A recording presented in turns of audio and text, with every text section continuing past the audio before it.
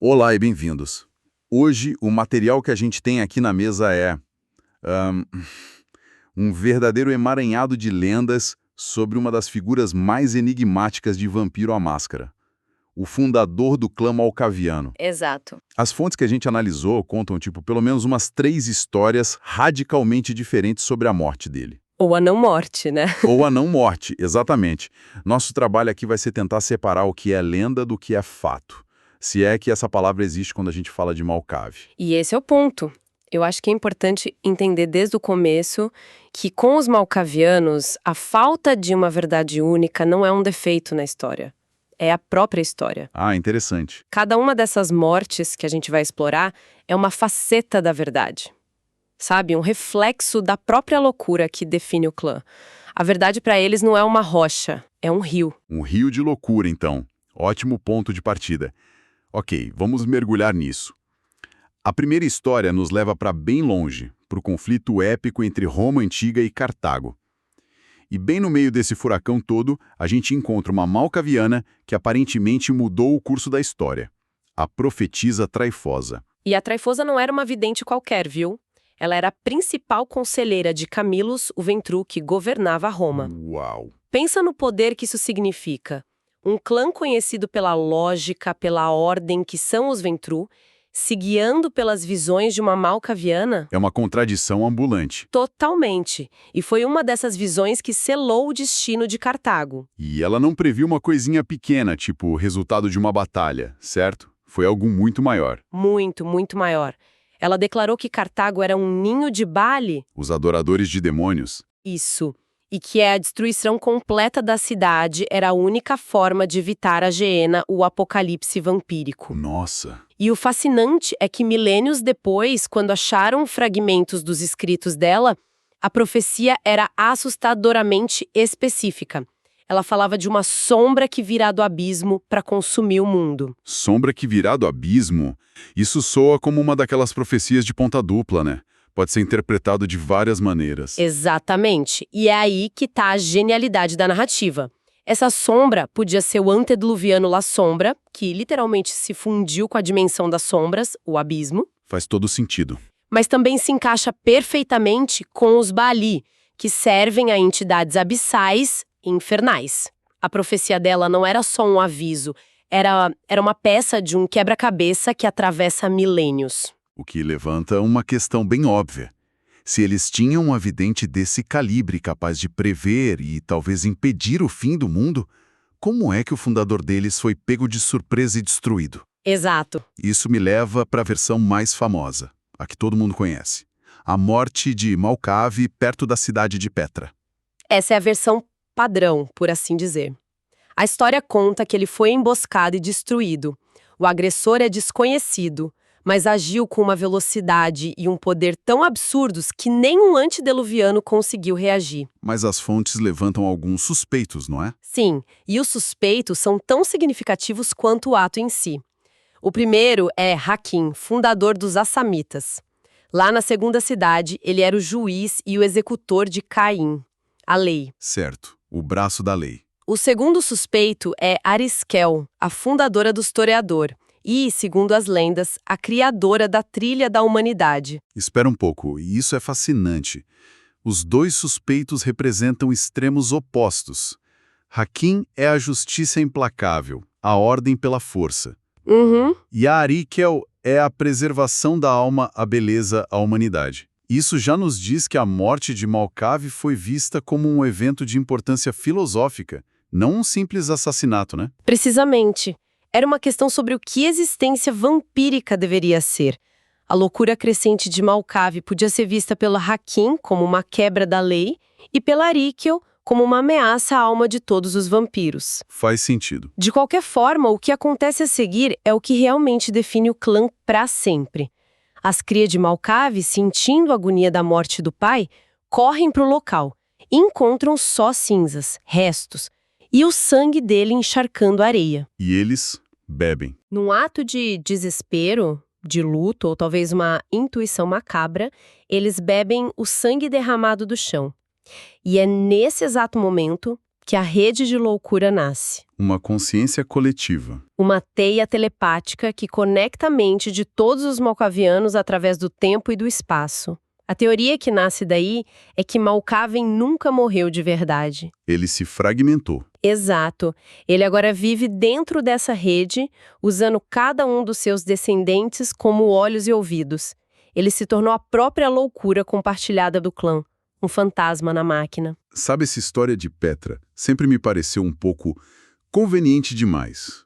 Um assassino misterioso, superpoderoso que ninguém viu, parece uma forma de encobrir algo bem mais chocante. Uhum. As fontes que a gente analisou não oferecem uma alternativa mais direta. Oferecem.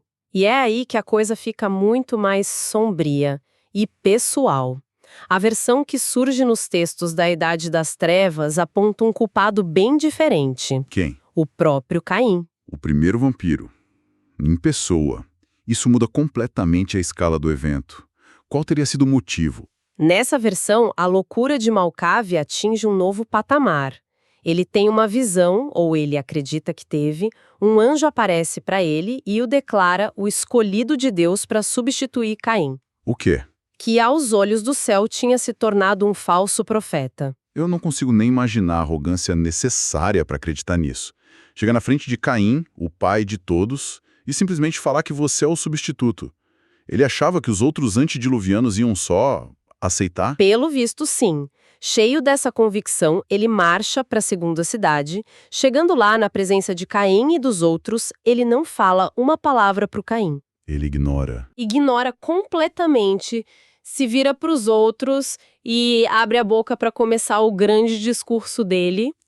E não tem discurso.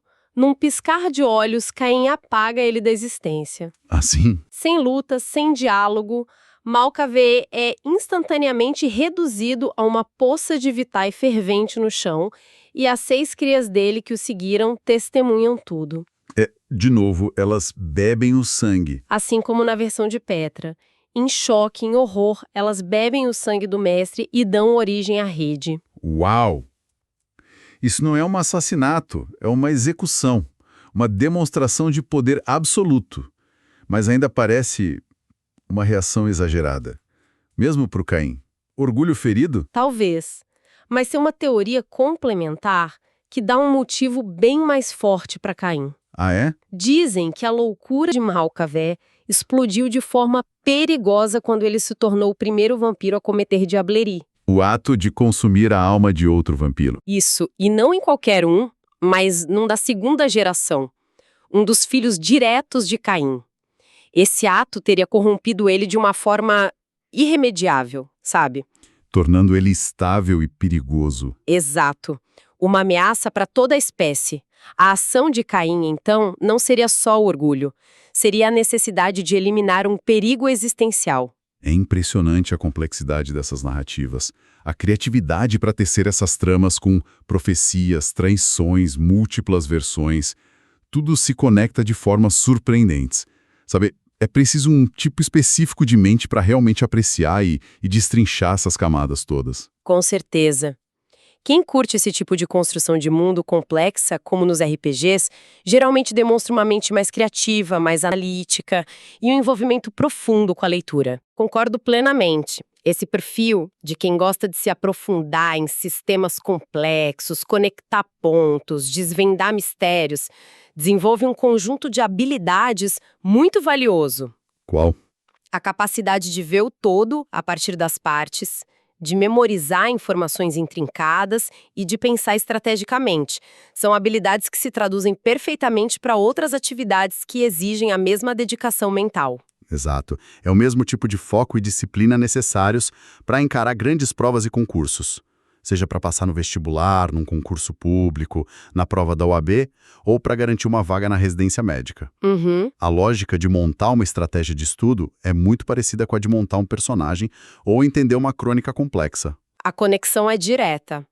A capacidade de organizar grandes volumes de informação e encontrar padrões é fundamental nos dois casos. E se quem nos escuta é estudante e quer se preparar de verdade, entra agora em medcoub.com.br, baixe o app e aproveita o maior banco de questões do Brasil, com provas anteriores de todas as instituições, questões comentadas, Resumos práticos, aulas completas e flashcards prontos para revisar onde quiser, ok? De volta ao mistério.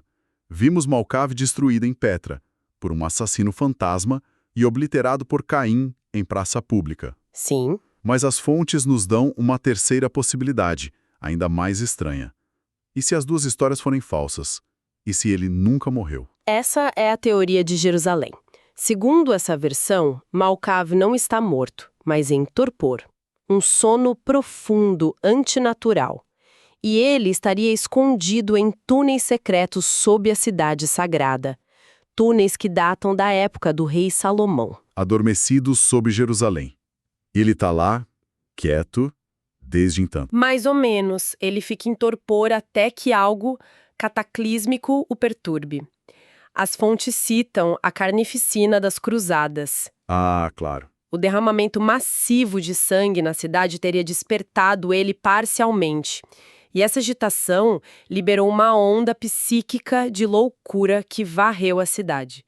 Um evento que, aliás, ecoa o que o antediluviano Dionísio, o andarilho, teria feito em Cartago séculos antes. E naquela história da execução por Caim, a gente mencionou as 6 crias. Elas aparecem aqui de novo, né?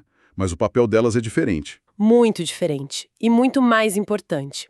Nessa teoria, elas não são só as primeiras descendentes. Elas são extensões literais da consciência e do poder de Malkav. Como assim? São como avatares dele no mundo. Isso significa que quando uma delas morre, uma parte do próprio antediluviano morre junto. O que as torna os seres mais caçados e, ao mesmo tempo, mais preciosos do mundo. Exatamente. E isso nos leva a Adonijah, uma figura imortal e misteriosa que, segundo as fontes, possui 6 frascos. Com o sangue delas. Com o sangue de cada uma dessas crias.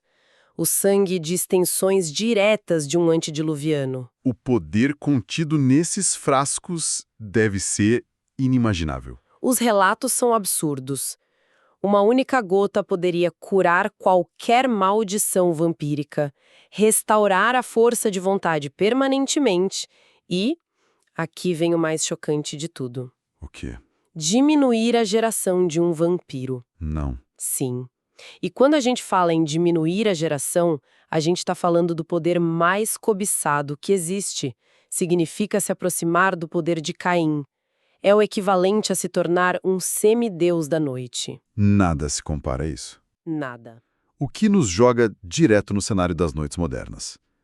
Com a Gehenna se aproximando, essa figura adormecida ou o poder dela se torna o grande prêmio de uma guerra secreta. Isso. As fontes dizem que em Jerusalém, um eco de loucura começou a emanar de um poço antigo. É o despertador tocando. E 2 facções apocalípticas entram em cena, cada uma com um plano para tomar esse poder para si. Primeiro, os Baali. De novo eles. Um grupo deles está caçando sistematicamente as 6 crias. Mas o objetivo não é só matá-las para enfraquecer Malkav. Eles querem a diablerie. Exatamente. O plano deles é cometer diablerie em todas as 6.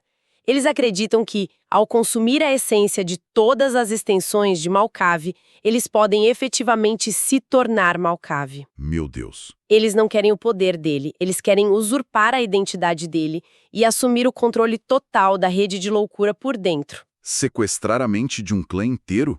E o segundo plano? Quem mais está nessa corrida? Uma entidade misteriosa e absurdamente poderosa chamada Malakai. Ninguém sabe o que é, mas também quer o que está naquele poço.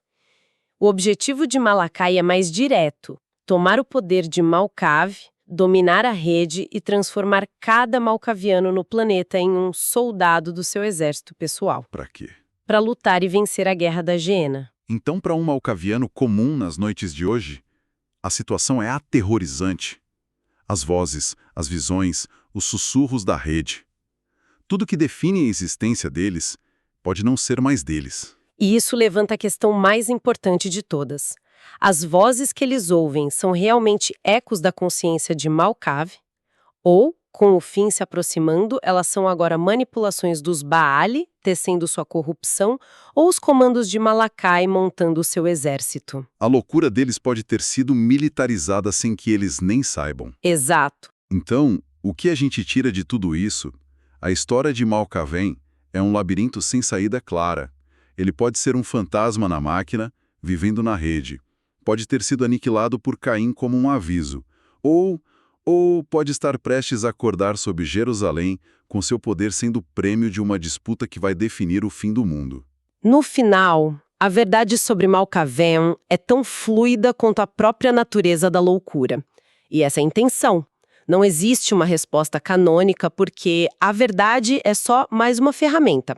Para os malcavianos, a realidade pode ser moldada pela percepção, e a história do fundador deles é o maior exemplo disso. O que nos deixa com um pensamento final para refletir. Vamos voltar à profetisa Tryphosa por um segundo? As fontes sugerem que ela, uma única malcaviana, foi poderosa o suficiente para alterar a própria natureza do clã, influenciando a rede com suas profecias. Certo. Se uma única vampira pôde ter um impacto tão profundo, o que aconteceria se uma entidade como Malakai, ou a vontade coletiva e corrompida dos Baali, assumisse o controle total? Eles poderiam reescrever os pensamentos do clã. Mais do que isso, eles poderiam reescrever a sua própria essência fundamental. A loucura poderia ser redefinida.